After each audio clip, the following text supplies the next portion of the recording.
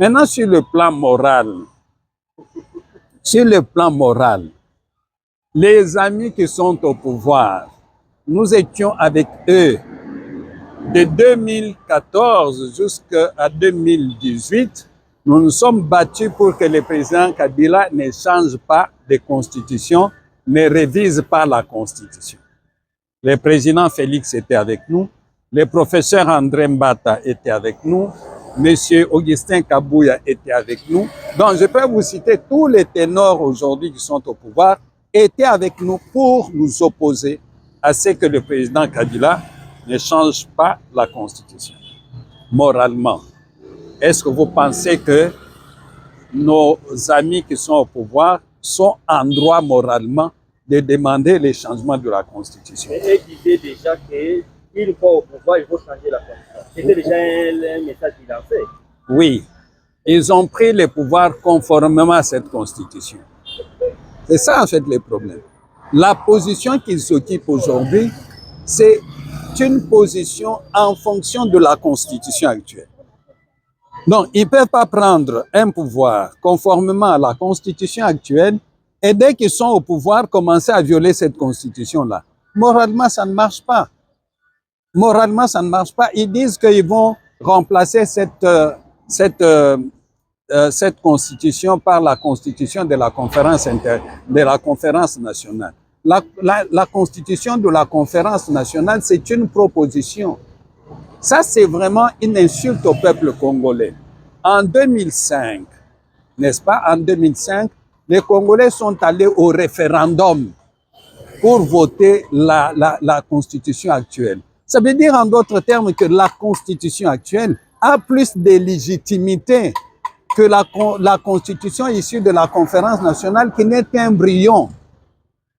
En fait, je peux dire que cette Constitution de la conférence nationale est tout simplement un document de travail. Ce n'est même pas une constitution. C'est un document de travail. Maintenant, déjà, au niveau du Parlement, au niveau des quartiers généraux, sont en train déjà de lancer des messages qu'il faut changer. Vouloir pas, il faut changer. Qu'est-ce que vous craignez s'il arrive à changer la constitution? Non, ils ne vont pas arriver. Ils ne vont pas arriver parce que d'abord, le président Tshisekedi lui-même consciencieusement, il est le promoteur de l'état de droit. L'état de droit a pour base, ou une des bases de l'état de droit, c'est un état qui est basé sur les lois. Voyez-vous, sur les lois. Et je vois très mal le président Tshisekedi aller à l'encontre de la Constitution. Ça, c'est d'un.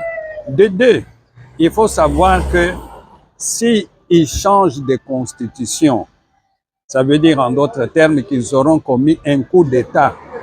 Et le coup d'État est condamné par la Constitution actuelle.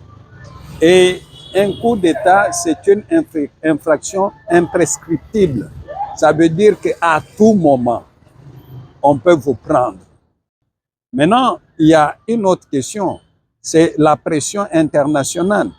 Nous ne devons pas oublier que les États-Unis ont signé un accord très important avec la République démocratique du Congo, qu'on appelle l'accord stratégique.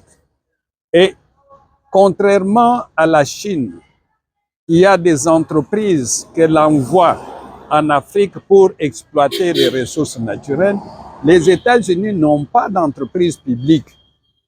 Le gouvernement américain vient préparer le terrain pour permettre à ce que les privés, les secteurs privés viennent investir. Or, les secteurs privés américains exigent la stabilité politique. C'est pour ça que les Américains ont précisé qu'ils n'ont jamais demandé à la République démocratique du Congo de changer de constitution. Parce que les amis qui sont au pouvoir ont voulu faire voir que c'est l'accord là qui demande à ce qu'on change de constitution. Non, ce n'est pas ça.